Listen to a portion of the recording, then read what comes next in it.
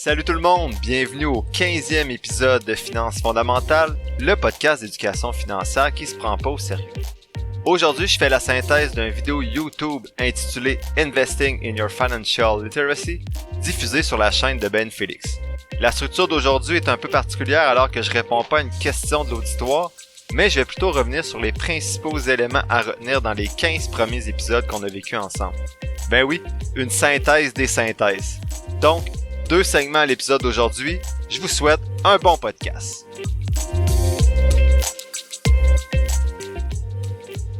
Hey, re-bienvenue au podcast tout le monde. Je suis vraiment content d'être avec vous aujourd'hui.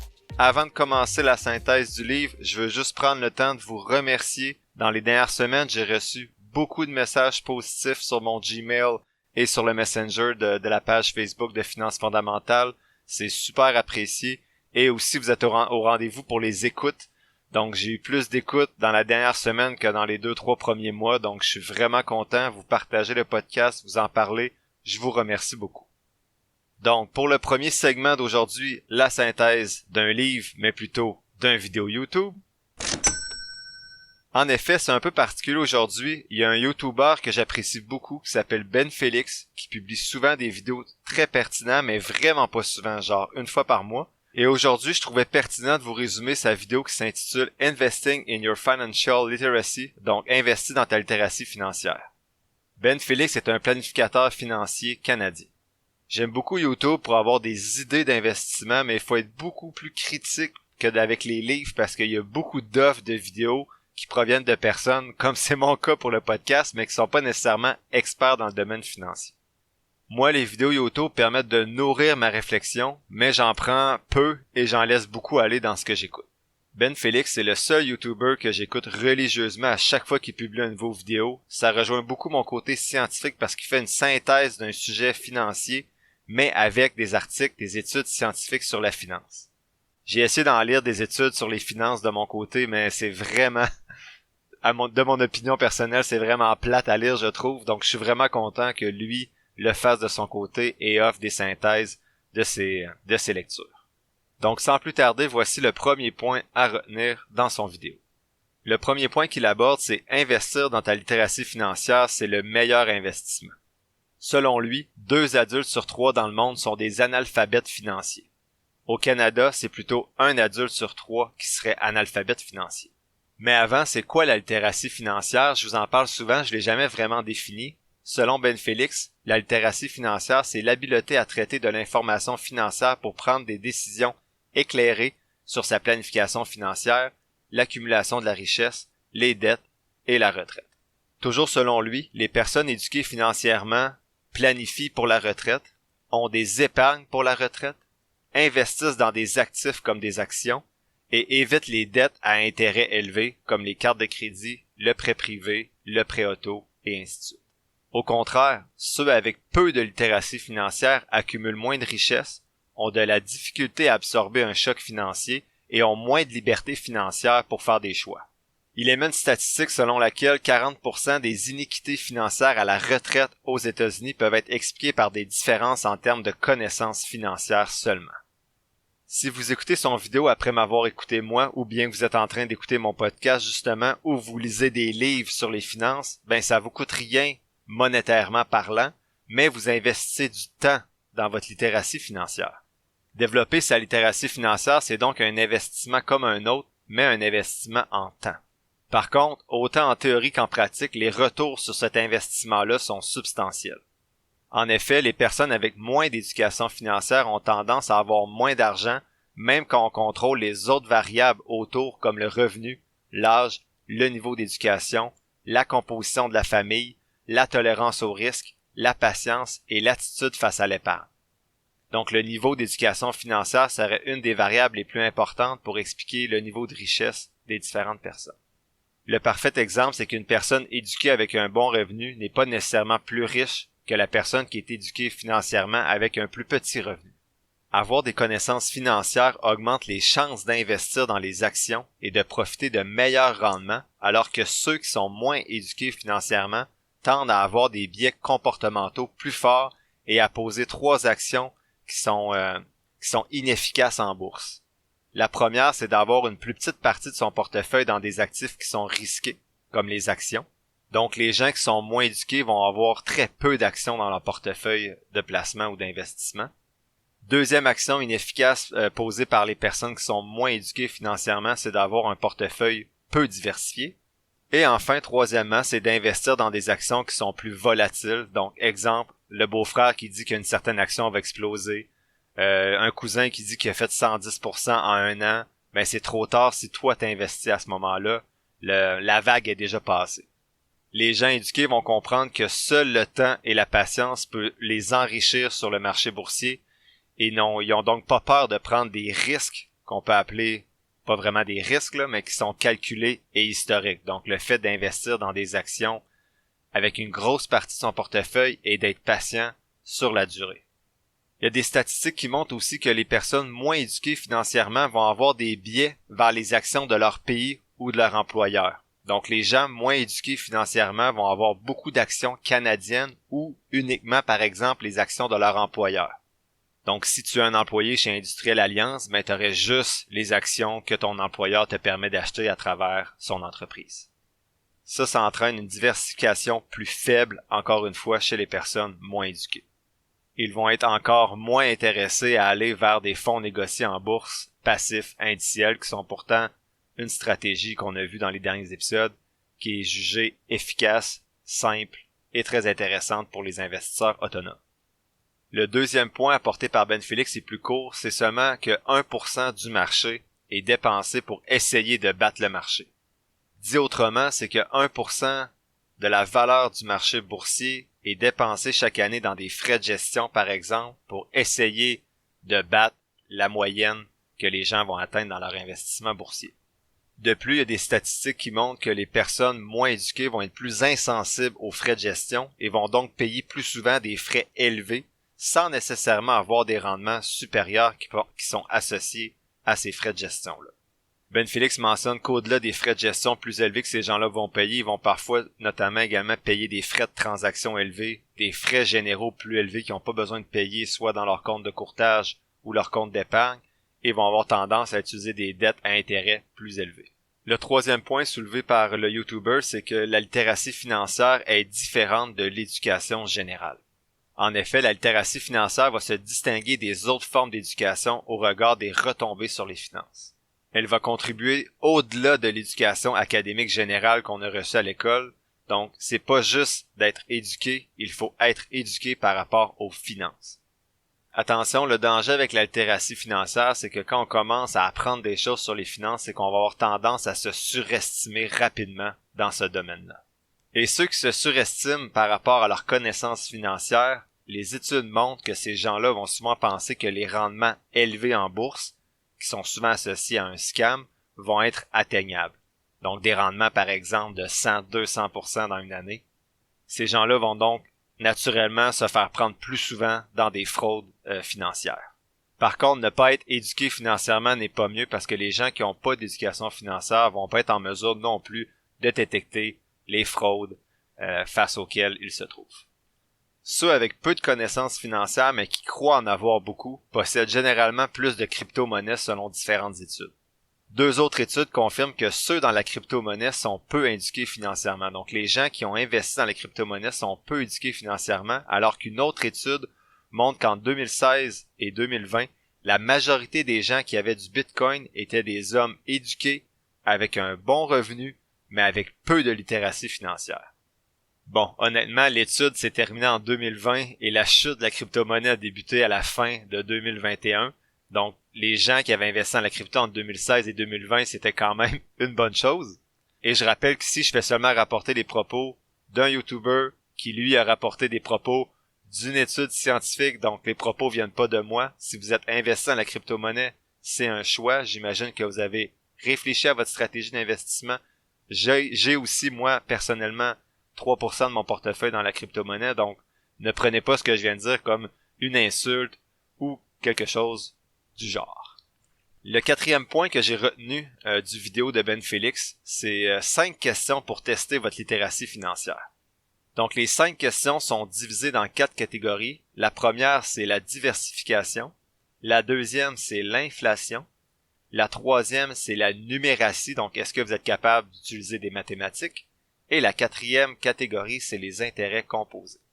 Dans l'étude où les 5 questions ont été posées, au total, il y a 150 000 personnes divisées dans 140 pays qui ont répondu à ces questions-là.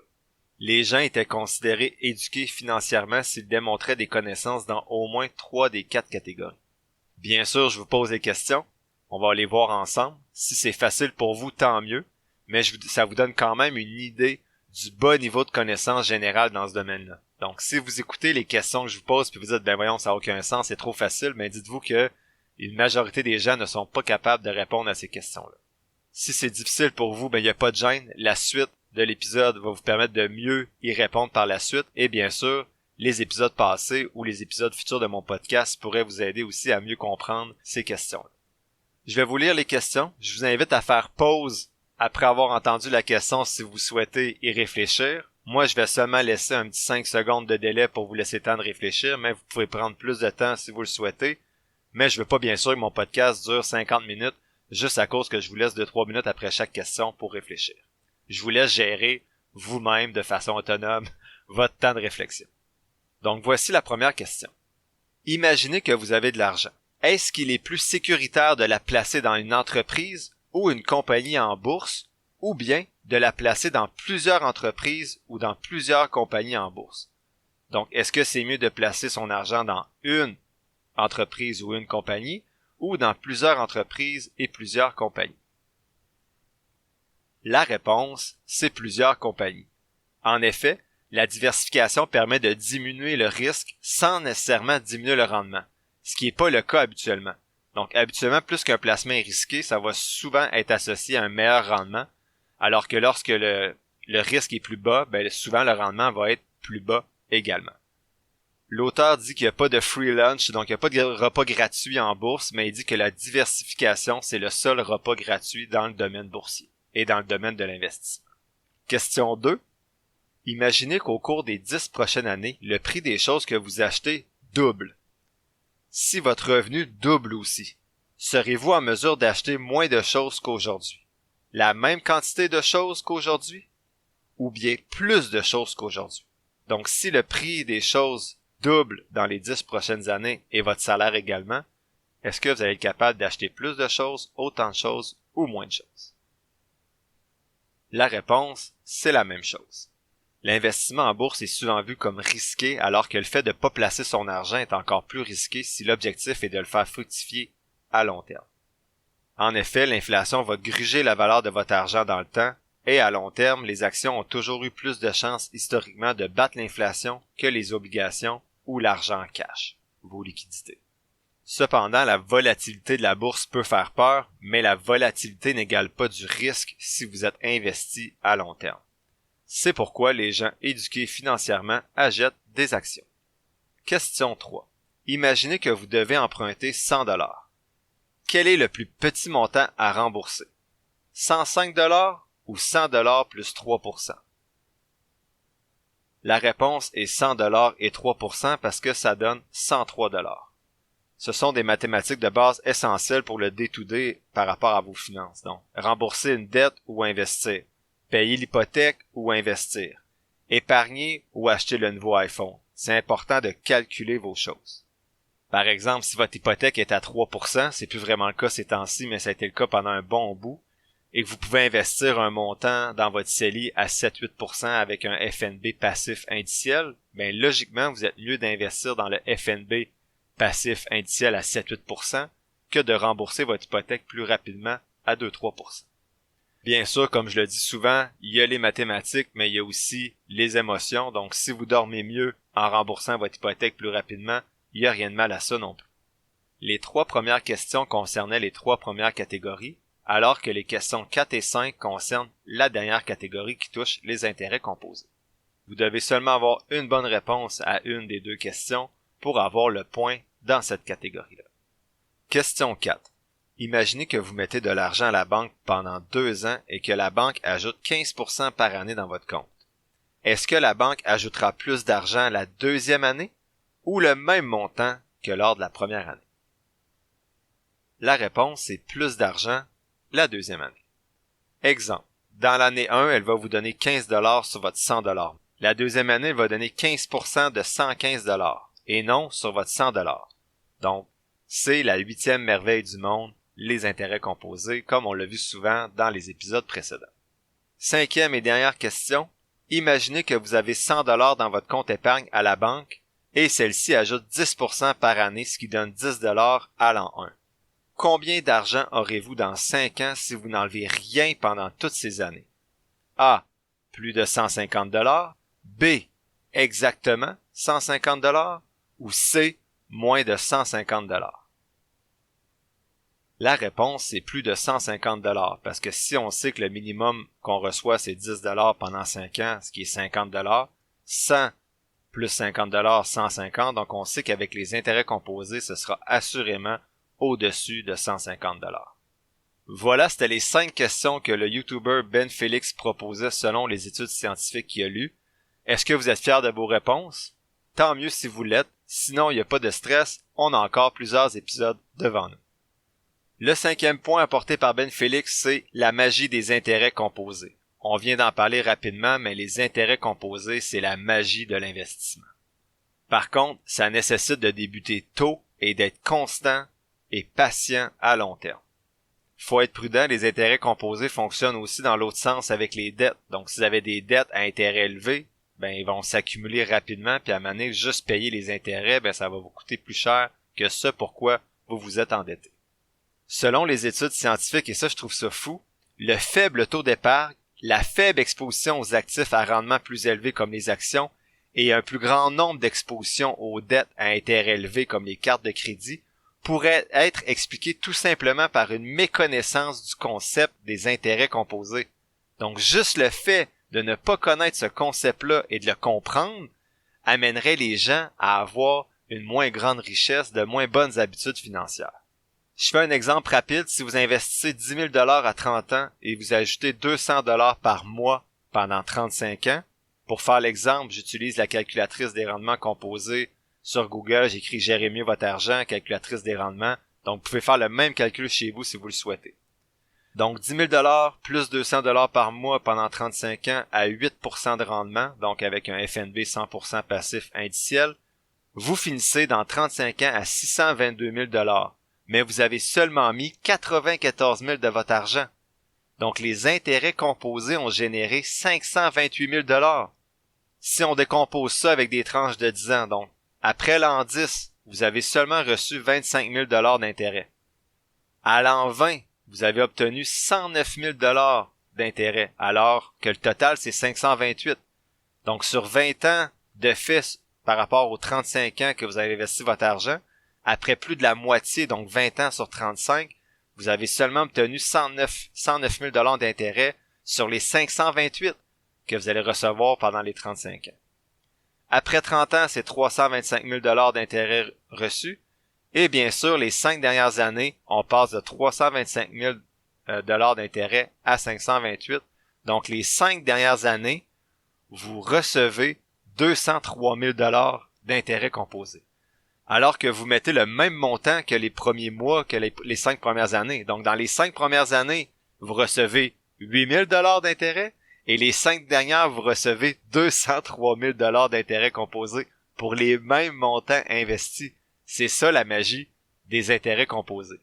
Encore une fois, c'est beaucoup de chiffres, j'en suis désolé s'il y en a qui sont mêlés, mais ce qu'il faut retenir, c'est qu'on a vu de plus en plus que l'investissement avance, de plus en plus que les intérêts composés grossissent pour le même montant investi chaque mois. Personnellement, je vois pas comment on peut pas capoter quand on voit cette magie-là opérer. Plus tôt vous commencez, plus tôt la magie va opérer et plus tôt vous serez libre financièrement pour faire ce que vous souhaitez faire dans votre vie.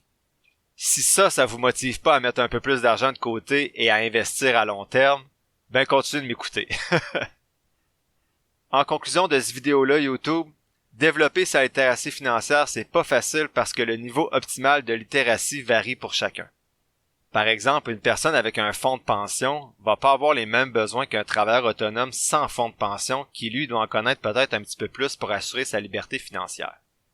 La littératie financière est donc un problème, mais aussi une opportunité d'améliorer votre situation ou tout simplement de générer un patrimoine familial qui va pouvoir aider vos enfants, vos petits-enfants et bien plus encore. Ben Félix termine en disant qu'il sait bien que son vidéo YouTube ne va pas changer grand-chose, mais que si chaque personne qui l'écoute le partage à une personne, peut-être qu'à un moment donné, ça va faire une petite différence. Je fais donc ma part en vous ayant partagé un résumé de son vidéo et j'espère que vous pourrez partager mon épisode pour faire rayonner encore l'importance de la littératie financière dans la population québécoise. Maintenant, deuxième segment de l'épisode, la synthèse des synthèses. Pourquoi je fais une synthèse des synthèses rendue à l'épisode 15? C'est parce que rendu ici, je vous ai présenté les livres après lesquels je me sentais à l'aise de commencer à investir. En fait, pas de commencer à investir, mais de commencer à lire sur des livres qui touchaient davantage l'investissement. Comment créer un compte de courtage, comment acheter des actions, et ainsi de suite. Donc, avant de commencer à vous présenter ces livres-là où qu'on va toucher plus l'investissement, je souhaitais faire une synthèse de tout ce qui touche peut-être plus l'épargne et l'importance de s'intéresser à ses finances pour que vous reteniez les éléments les plus importants des 15 premiers épisodes. Avant de voir les 4 principales étapes que je retiens des 15 premiers épisodes du podcast, c'est important de se rappeler que le principal élément qui ressort, c'est que les gens manquent d'éducation financière, surtout au Québec. Ça va s'agir de votre meilleur investissement que vous allez pouvoir faire, comme on vient de le voir dans l'épisode d'aujourd'hui, d'investir dans votre littératie financière.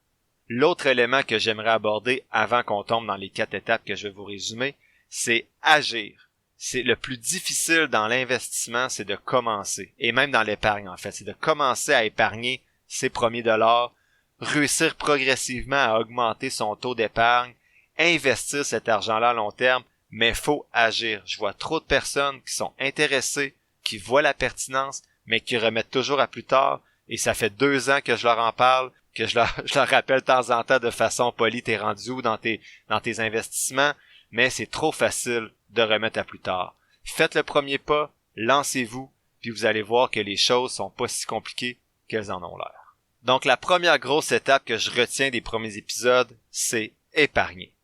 Ce que je retiens par rapport à l'épargne, c'est l'importance d'avoir un budget, l'importance de se fixer des objectifs réalistes par rapport à ce qui vous rend vraiment heureux, vous, et non pas ce qui vous rend heureux par rapport au regard des autres.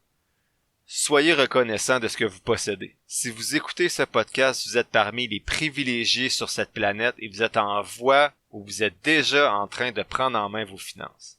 L'étape de l'épargne met de l'avant également l'importance de diminuer ses dépenses, notamment avec la question « En as-tu vraiment besoin ?» qu'on a vu à l'épisode 3, que je vous invite à écouter pour plus de détails, mais cette question-là qu'on doit se poser évite plusieurs dépenses inutiles.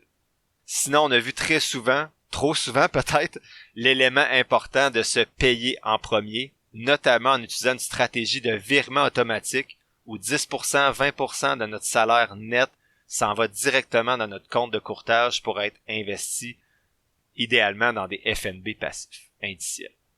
Et enfin, on a vu que c'était important de diminuer les dépenses, mais également de tenter d'augmenter sa valeur, et indirectement, l'augmentation de sa valeur va permettre d'augmenter son revenu, faire un meilleur salaire et pouvoir investir davantage. La deuxième étape importante que je retiens des 15 premiers épisodes, c'est d'avoir un compte d'urgence. Donc, une fois que vous êtes capable de mettre de l'argent de côté chaque mois, c'est important de construire un fonds d'urgence dans un compte épargne sécuritaire pour les imprévus qui va représenter habituellement 3 à 6 mois de salaire net. Si vous avez une maison, peut-être que 1 à 3 mois, ça peut être correct si vous avez une marge hypothécaire qui est vide et disponible. Cette marge-là peut agir à titre de compte de sécurité, compte d'urgence, mais il faut l'utiliser vraiment pour des urgences et non pour voyager au Mexique. La troisième étape qu'on a vue dans les 15 premiers épisodes, c'est payer ses dettes. Donc, on épargne, on fait son compte d'urgence et on rembourse ses dettes avec des intérêts élevés, notamment, idéalement, en haut de 5, 6, 7%. Il faut rembourser ces dettes-là rapidement, même avant d'investir. Pourquoi les dettes en bas de 5% sont pas nécessairement urgentes à rembourser? C'est parce qu'on peut aller chercher un rendement plus élevé historiquement en investissant de façon simple dans des FNB passifs ou autres types de véhicules de placement. Je le répète, ces plus petites dettes-là sont pas logiques à rembourser rapidement, mais ça dépend de votre profil. Ça presse pas, mais si ça vous aide à dormir, allez-y. c'est mieux payer des dettes que de laisser dormir de l'argent dans votre compte épargne. Une fois que tout ça c'est fait, qu'on a épargné, qu'on a créé notre compte d'urgence et qu'on a payé nos dettes, il faut investir. Si vous n'êtes pas à l'aise d'investir de façon autonome, magasinez bien votre conseiller financier pour commencer à investir. Posez les bonnes questions. On a vu ensemble certaines de ces questions-là, si je me rappelle bien, dans l'épisode 9 avec le livre de Fabien Major. Si vous êtes déjà investi avec un conseiller financier, tant mieux. Continuez à le faire, ou bien vous pouvez commencer progressivement à utiliser une stratégie d'investissement hybride, c'est-à-dire de commencer à investir un petit montant chaque mois de façon autonome sur votre compte de courtage. Si vous êtes à l'aise maintenant d'investir de façon autonome, vous pouvez créer votre compte de courtage et commencer à investir. Je vous rappelle d'être prudent, de faire vos devoirs et de développer votre littératie financière avant de vous lancer dans l'investissement autonome. Dans tous les cas, on a vu dans plusieurs livres que la meilleure stratégie semblait être d'investir dans des fonds négociés en bourse passifs indiciels avec une stratégie DCA, donc Dollar Cost Averaging, où à chaque mois, on investit le même montant d'argent dans ce FNB passif indiciel. Et ensuite, on oublie.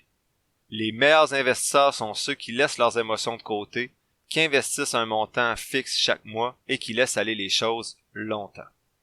On se rappelle, l'investissement, la réussite en investissement, c'est du temps et de la discipline.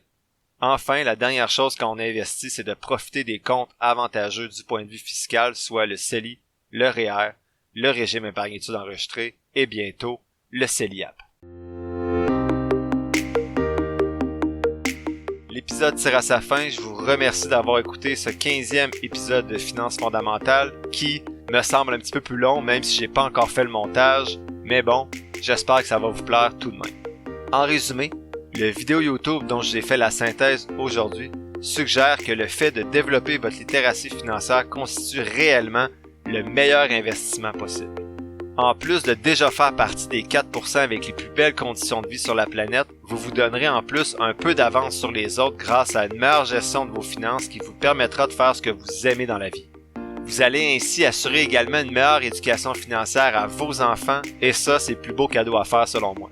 Sinon, il faut pas oublier que les intérêts composés sont la 8e merveille du monde et qu'il faut l'exploiter à votre avantage avec l'investissement dans des actifs et non vous battre contre elles en vous endettant. Dans le prochain épisode, je vais faire la synthèse du livre Online Investing for Dummies, donc l'investissement pour les nuls de Matt Krantz. On commence donc à aborder ensemble le comment investir de façon autonome une fois que vous avez réussi à épargner. Ceux qui sont intéressés, je vais partager cette semaine sur la page Facebook de Finances fondamentales un tableau synthèse des 3 compagnies analysées en bourse avec mon outil présenté à l'épisode 2, soit Viva Systems, VEEV, Vertex Pharmaceuticals, VRTX et Mastercard, MA. Attention, je fais un rappel que c'est pas à cause qu'une entreprise que je partage sur Facebook a un bon chiffre dans l'analyse et un bon chiffre pour le prix d'achat que ça signifie qu'il faut l'acheter. Il y a parfois des signaux d'alarme qui apparaissent chez la compagnie mais qui apparaissent pas sur l'image que je partage sur Facebook. Il faut toujours faire vos devoirs, comme je le répète à chaque fois. Je vais plus dans le détail à chaque épisode, j'ai fait ce choix-là à partir de l'épisode 4, mais si vous souhaitez discuter de certains titres avec moi, ça va me faire grand plaisir d'en jaser avec vous. Écrivez-moi sur Messenger, sur la page Facebook de Finances fondamentales ou à financesfondamentales@gmail.com. Si vous avez apprécié l'épisode d'aujourd'hui, 3 choses que vous pouvez faire pour m'aider à continuer le podcast et à le faire grandir, soit vous abonner ou suivre le podcast, aller sur la page Facebook de Finances fondamentales et me laisser un avis positif, partagez l'épisode s'il vous plaît avec des gens que vous pensez qui pourraient être intéressés et comme je viens de mentionner, vous pouvez toujours m'écrire sur Messenger ou sur Gmail pour me poser vos questions. Oubliez pas que je suis pas un expert ou un gourou de la finance, juste un gars qui trippe un peu trop là-dessus et qui partage ce qu'il apprend avec vous. Ne prenez pas ce que je dis pour du cash ou comme une recommandation d'achat, faites toujours vos propres recherches. Sur ce, merci encore pour votre écoute et on se dit à la semaine prochaine pour le 16e épisode de Finances fondamentales.